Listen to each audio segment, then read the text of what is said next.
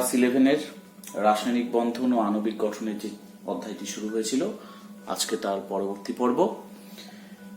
তা এই পর্বে আমরা প্রথমেই আলোচনা করব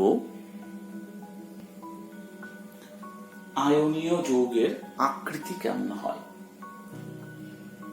সর্বাধিক সুস্থিতির জন্য ক্যাটায়ন এবং অ্যানায়নগুলি কতগুলি নির্দিষ্ট সুষম জ্যামিতিক আকৃতিতে বিন্যস্ত হয়ে কেলাস গঠন করে এবং এমনভাবে কেলাসটি গঠিত হয় যাতে তার মধ্যে ক্যাটায়ন এবং অ্যানায়নের মধ্যে যে কুলম্বীয় আকর্ষণ বল তার মানটা সর্বাধিক হয় এবং তাদের ইলেকট্রনগুলির মধ্যে যে বিকর্ষণ বল তার মানটা সর্বনিম্ন হয়। এই যে আয়নীয় যৌগের আকৃতি সেটা মূলত ক্যাটায়ন এবং অ্যানায়নের ব্যাসার্ধের উপর নির্ভর করে। ক্যাটায়ন এবং অ্যানায়নের ব্যাসার্ধের তারতম্য হলে আয়নীয় যৌগের গঠন প্রকৃতিও কিন্তু চেঞ্জ হয়ে যায়। তা গঠন আলোচনা করবার আগে আমি কোঅর্ডিনেশন নাম্বার বা সবর্গাঙ্ক বিষয়টি নিয়ে একটু আলোচনা করে নিই। সবর্গাঙ্ক বা কোঅর্ডিনেশন নাম্বার, সংক্ষেপে যাকে সিএন বলে, সেটি কি? কোন আয়নীয় যৌগের কেলাসে একটি আয়নের চারিদিকে বিপরীতধর্মী আয়ন অবস্থান করে। সবচেয়ে কাছাকাছি অবস্থিত, সবচেয়ে নিকটবর্তী সেই বিপরীত আয়নের সংখ্যাকে বলা হয় ওই যে নির্দিষ্ট আয়নটা, তার কোঅর্ডিনেশন নাম্বার বা সবর্গাঙ্ক। অর্থাৎ আমি এরকম একটি ক্যাটায়নের কথা ভাবি। ক্যাটায়ন, তার চারিদিকে অ্যানায়ন রয়েছে, এরকম ভাবে বিভিন্ন অ্যানায়ন রয়েছে তার চারিদিকে, এগুলো সব অ্যানায়ন। এই যে ক্যাটায়নটার চারিপাশে তো অ্যানায়ন রয়েছে, কিন্তু সবচেয়ে কাছাকাছি অ্যানায়ন কোনগুলি? সবচেয়ে কাছাকাছি রয়েছে এইটি, এবং এইটি। এই চারজন, এই চারটি অ্যানায়ন কিন্তু ক্যাটায়নটার সবচেয়ে কাছে রয়েছে। অর্থাৎ এই ক্যাটায়নটির কোঅর্ডিনেশন নাম্বার কত হবে? 4 হবে। ঠিক একইভাবে যদি একটি অ্যানায়নকে ঘিরে যদি ক্যাটায়ন থাকে, মনে করো এখানে 6টি ক্যাটায়ন আছে তাকে ঘিরে, এবং তার চারিদিকেও বিভিন্ন সব ক্যাটায়ন রয়েছে, কিন্তু সবচেয়ে কাছাকাছি কতগুলি রয়েছে? সবচেয়ে কাছাকাছি রয়েছে অ্যানায়নটার চারিদিকে 6টি ক্যাটায়ন। তাহলে এই অ্যানায়নের কোঅর্ডিনেশন নাম্বার কত? এই অ্যানায়নের কোঅর্ডিনেশন নাম্বার 6। তাহলে একটি আয়নের চারিদিকে বিপরীত আধানযুক্ত আয়নগুলি থাকলে পরে সবচেয়ে কাছাকাছি অবস্থিত সেই আয়নের সংখ্যাই হলো যে আয়নটির কথা আমরা বিবেচনা করছি তার কোঅর্ডিনেশন নাম্বার। এবার আমরা আবার আয়নীয় যৌগের আকৃতি বিষয়টিতে আসি। তাহলে আমরা আগেই আমরা দেখলাম যে ক্যাটায়ন এবং অ্যানায়নগুলো আয়নীয় যৌগ গঠন করবার জন্য তারা এমন ভাবে থাকে যাতে ক্যাটায়ন এবং অ্যানায়নগুলির মধ্যে কুলম্বীয় আকর্ষণ বলের মান সর্বাধিক হয় এবং তাদের ইলেকট্রনগুলির মধ্যে বিকর্ষণ বলের মানটা সর্বনিম্ন হয়।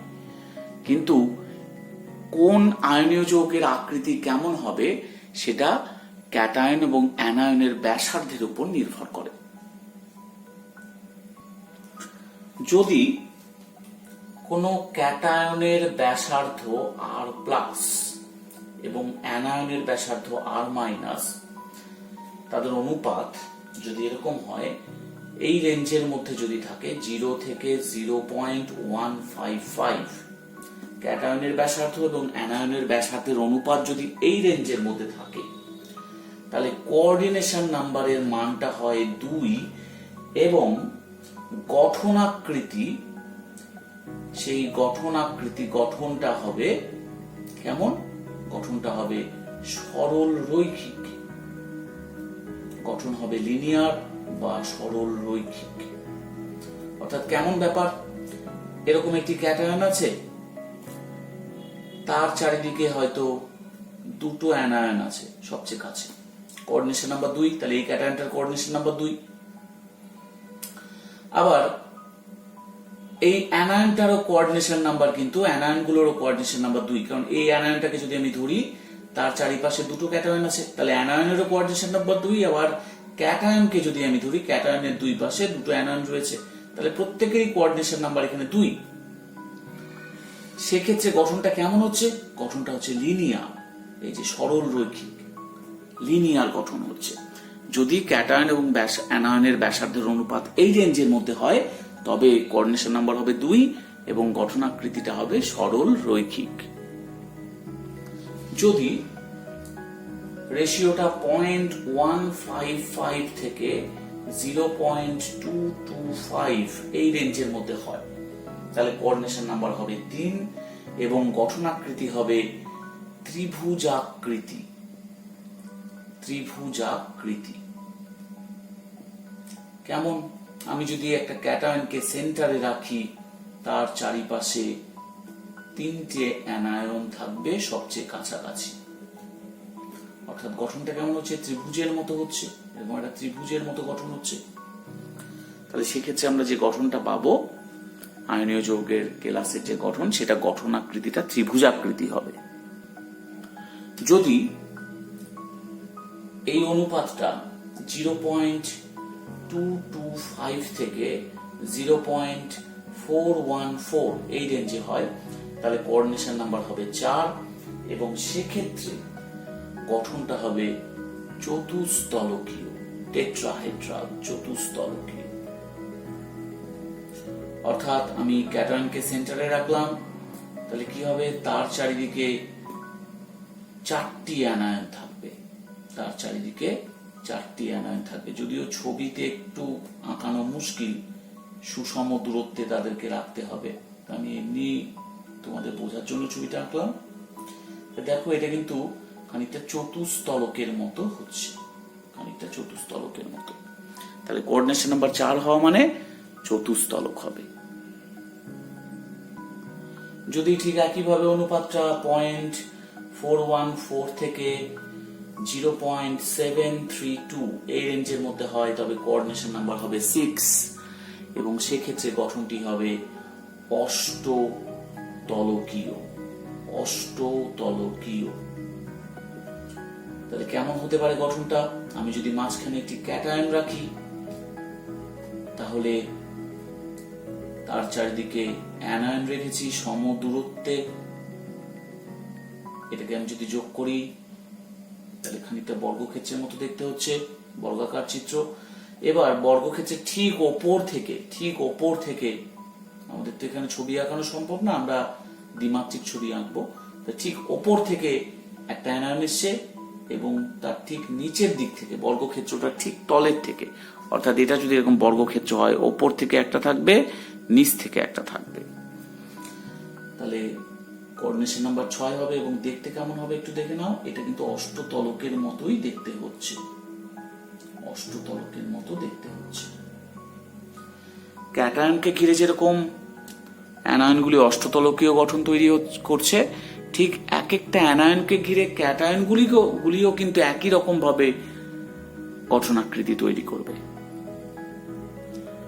এবার যদি এই রেশিওটা 0.732 থেকে 1.000 এই রেঞ্জের মধ্যে হয়, তাহলে কোঅর্ডিনেশন নাম্বার হবে 8 এবং সেক্ষেত্রে গঠনটা হবে দেহকেন্দ্রিক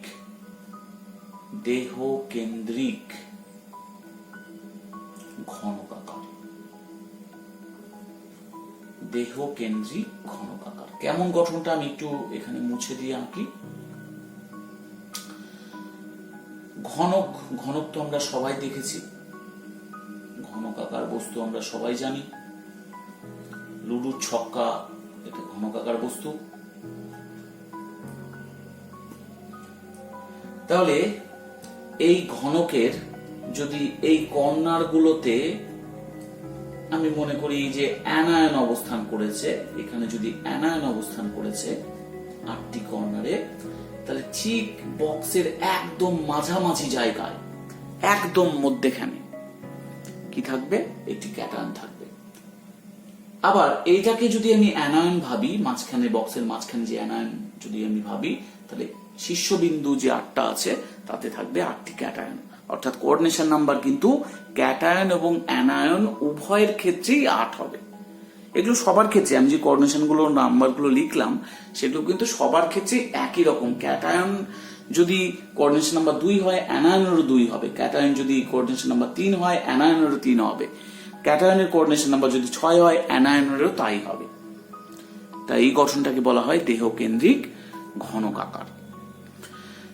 এই যে এই রেডিয়াস রেশিও নিয়ম যা দিয়ে আমরা কোঅর্ডিনেশন নাম্বার বা গঠন আকৃতি বের করলাম, এই যে রেডিয়াস রেশিও বের করে, এটা কার ক্ষেত্রে? শুধুমাত্র এ বি টাইপ আয়নীয় যৌগের ক্ষেত্রে প্রযোজ্য। এ বি টাইপ কারা? যাদের সংকেতে সেম নাম্বার অফ ক্যাটায়ন এবং সেম নাম্বার অফ অ্যানায়ন থাকবে। অর্থাৎ NaCl, সংকেতের মধ্যে একটি Na প্লাস একটি Cl মাইনাস আছে। KCl, একটি K প্লাস একটি Cl মাইনাস আছে। ZnS, ZnS, জিঙ্ক এটাও একটি আছে এবং সালফাইডও একটি আছে। অর্থাৎ যাদের ক্ষেত্রে একটি করে ক্যাটায়ন এবং একটি করে অ্যানায়ন থাকবে সংকেতের মধ্যে, তাদের ক্ষেত্রে এই নিয়মগুলি প্রযোজ্য হবে। অর্থাৎ এবি টাইপ আয়নীয় যৌগের ক্ষেত্রে এটা প্রযোজ্য হবে। এবার আমরা একটা এরকম টাইপের প্রবলেম সলভ করি। আমরা জানি না, মনে করো যে NaCl এর Na প্লাস এবং Cl মাইনাস এর কোঅর্ডিনেশন নাম্বার কত। তাহলে আমাকে বের করতে বলেছে NaCl এর Na প্লাস এবং Cl মাইনাস এর কোঅর্ডিনেশন নাম্বার কত, এবং আমাকে কি দেওয়া আছে? Na প্লাস তার ব্যাসার্ধ দেওয়া আছে। তার ব্যাসার্ধ মনে করো 95 pm, এবং R অফ Cl মাইনাস সেটাও দেওয়া আছে।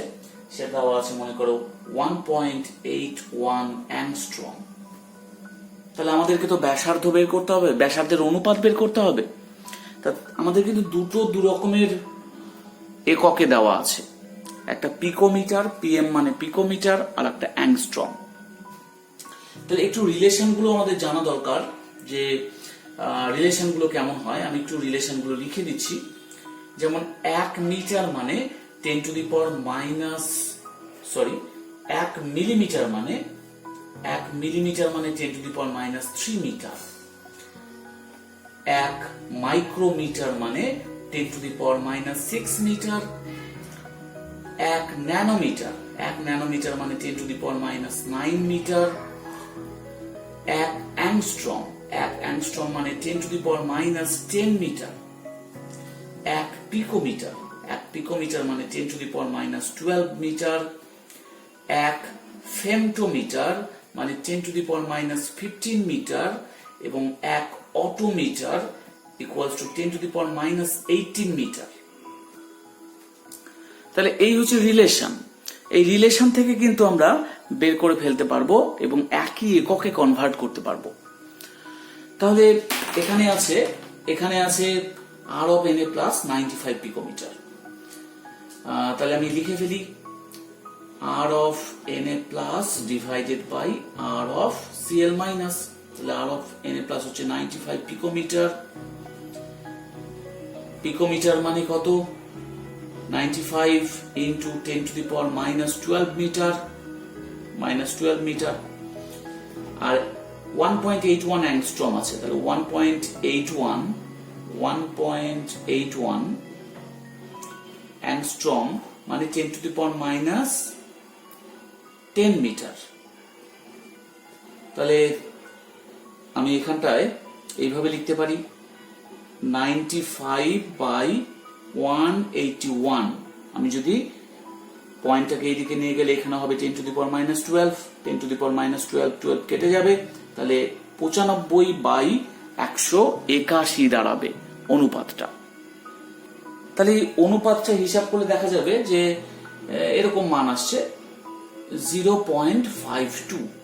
তাহলে এটা কোন রেঞ্জে পড়েছে? 0.52 কিন্তু এই রেঞ্জে পড়েছে। 0.414 থেকে 0.732 এই রেঞ্জে পড়েছে। অর্থাৎ কোঅর্ডিনেশন নাম্বারের মান কত?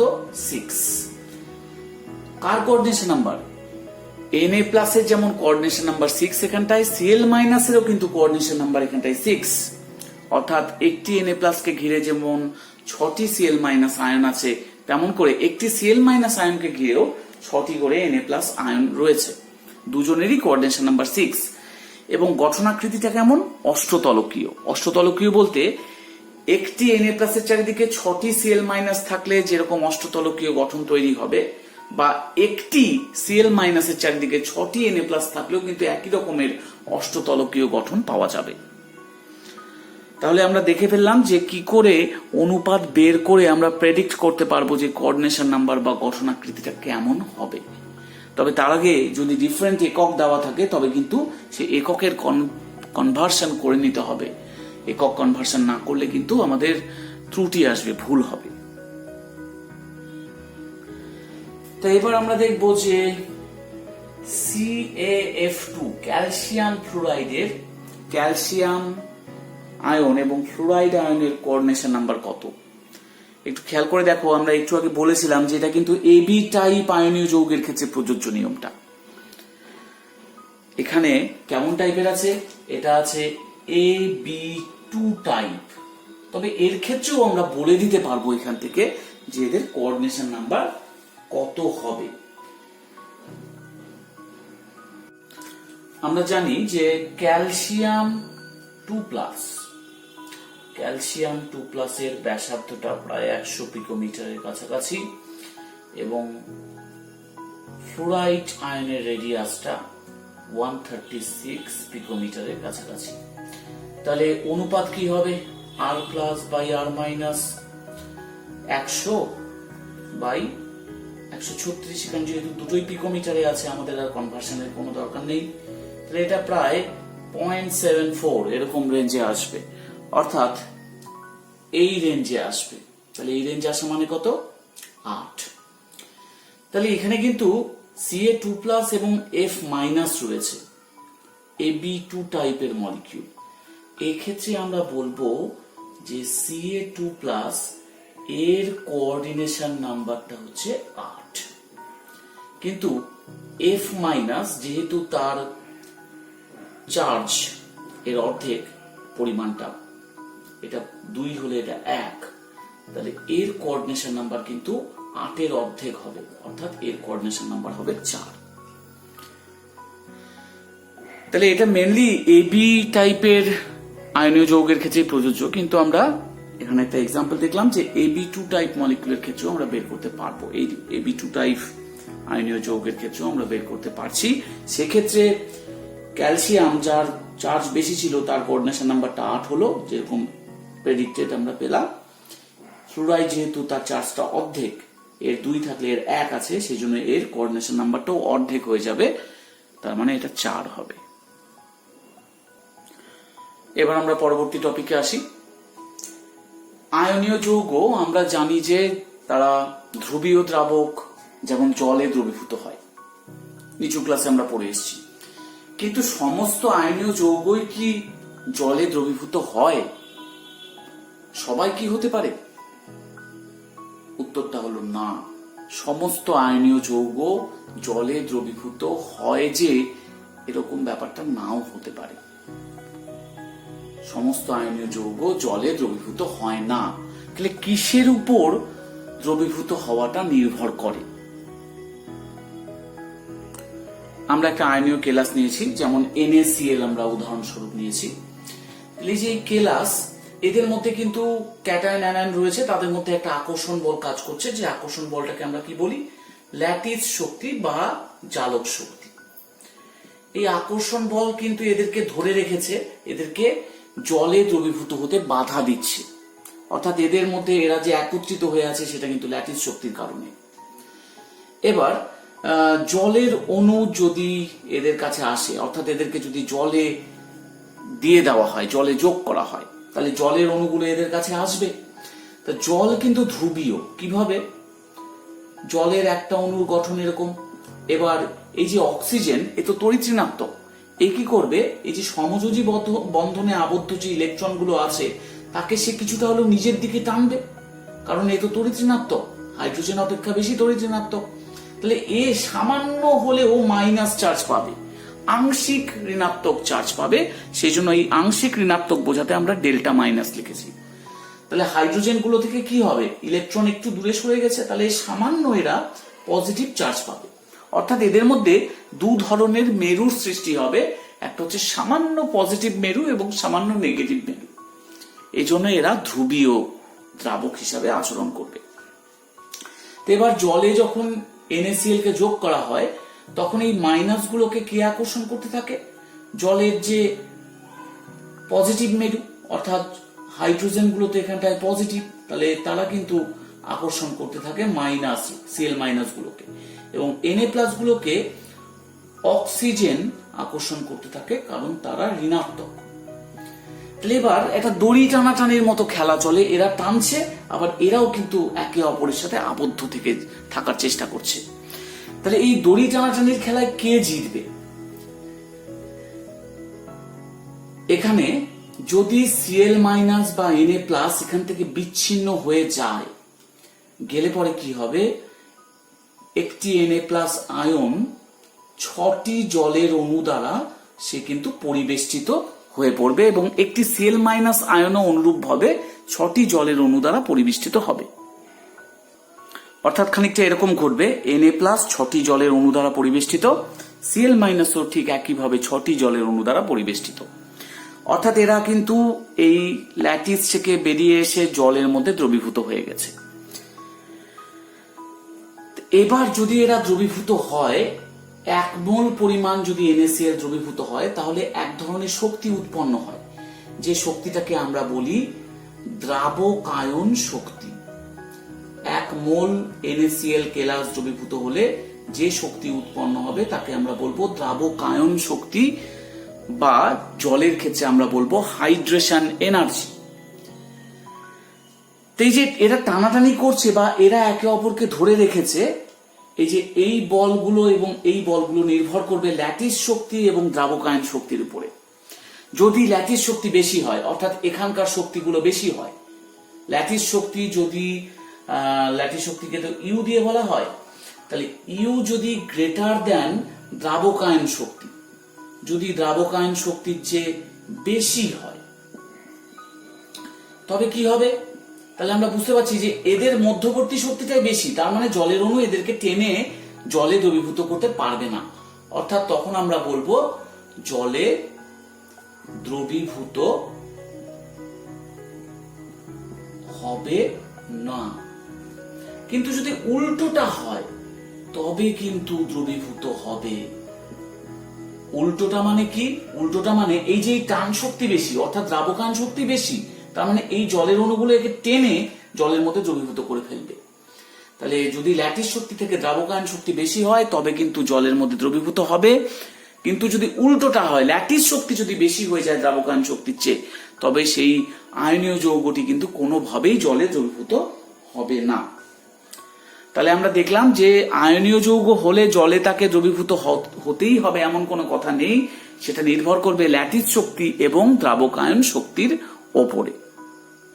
যদি এরকম একটি প্রশ্ন আসে যে CaF2 ক্যালসিয়াম ফ্লুরাইড জলে অদ্রাব্য কিন্তু CaCl2 জলে দ্রাব্য, যদিও উভয়ই আয়নীয় যৌগ, যদি ব্যাখ্যা করতে বলে তাহলে আমরা কি বলবো? এরা দুজনেই আয়নীয় যৌগ, কিন্তু এই আয়নীয় যৌগটি জলে অদ্রাব্য কিন্তু এইটি জলে দ্রাব্য। তার মানে বোঝা যাচ্ছে এই জলে অদ্রাব্য যখন, তখন এই ল্যাটিস শক্তির মানটা গ্রেটার দেন দ্রাবকায়ন শক্তি। দ্রাবকায়ন শক্তি বা জলের ক্ষেত্রে আমরা বলি হাইড্রেশন শক্তি, হাইড্রেশন এনার্জি। তাই নিশ্চয়ই তার ল্যাটিস শক্তি বেশি, তাই সেই আয়নীয় কেলাসের আয়নগুলি একে অপরের থেকে পৃথক হতে পারছে না। কিন্তু এটি জলে দ্রাব্য CaCl2, তার মানে বুঝতে হবে যে এর ক্ষেত্রে ল্যাটিস শক্তিটি দ্রাবকায়ন শক্তির চেয়ে কম, তার ফলে জলের অণুগুলো কিন্তু এই আয়নগুলিকে সহজেই পৃথকীকৃত করে জলে দ্রবীভূত করে ফেলতে পারছে। তার মানে আমরা শুধু এই বেসিসের উপরে ব্যাপারটাকে ব্যাখ্যা করব। আজকের পর্ব এইটুকুই, পরবর্তী পর্বে আমরা আরো নতুন নতুন জিনিস নিয়ে আলোচনা করব। Thank you.